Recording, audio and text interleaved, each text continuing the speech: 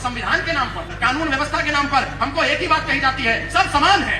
संविधान सबको समानता की बात करता है, लेकिन हमें ये पूछना चाहिए, अगर सब समान है तो अल्पसंख्यकों के लिए अलग से विश्वविद्यालय क्यों?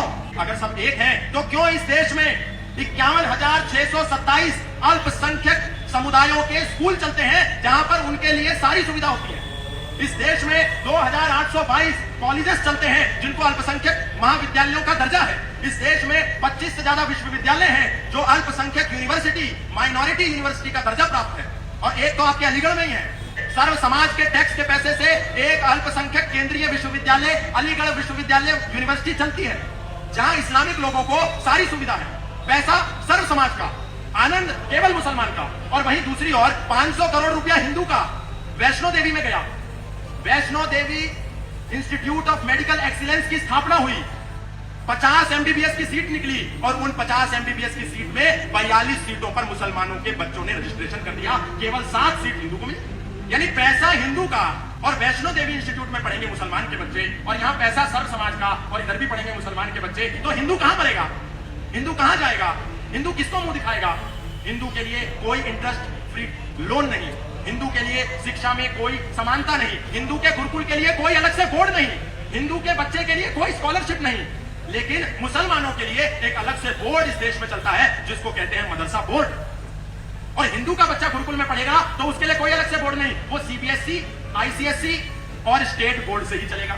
यानी वन नेशन वन एजुकेशन होना चाहिए। अगर सब समान है, सारे धर्म बराबर है, सबको समानता का अधिकार है, तो मुसलमानों के लिए अलग से व्यवस्था क्यों?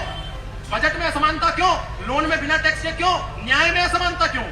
अगर हिंदू के मंदिर पर सरकारों का नियंत्रण है तो मस्जिदों पर भी सरकारों का नियंत्रण होना चाहिए, चर्चों पर भी सरकारों का नियंत्रण होना चाहिए। मंदिर कैसे मुक्त होंगे? इस देश में हमको झूठ बताया जाता है सब समान है। अगर सब समान है तो मस्जिद का पैसा सरकारें क्यों नहीं लेती? मस्जिद टैक्स फ्री क्यों है? चर्च का पैसा सरकार क्यों नहीं लेती?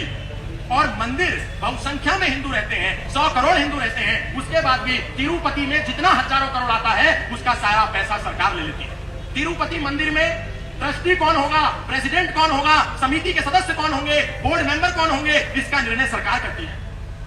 इस पर हम चिंतन नहीं करते। और हिंदू समाज को तो टमाटर सस्ता चाहिए, उसको ये नहीं देखना कि उसी की नाक के नीचे 3400 करोड़ रुपए का आवंटन इस देश के उस वर्ग के लिए कर दिया गया जो खुद को कहता है कि मैं अल्पसंख्यक हूं, लेकिन भारत की सेकंड लार्जेस्ट पॉपुलेशन है।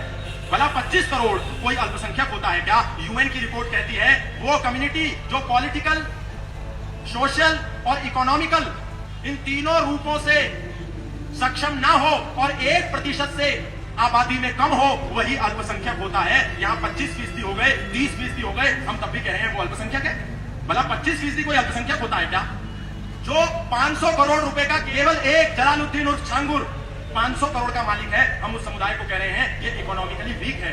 इकोनॉमिकली वीक नहीं है, बहुत सक्षम है। उनको क्यों अल्पसंख्यक के नाम पर इंटरेस्ट फ्री लोन दिया जाता है? ये भी हमको सवाल करना चाहिए।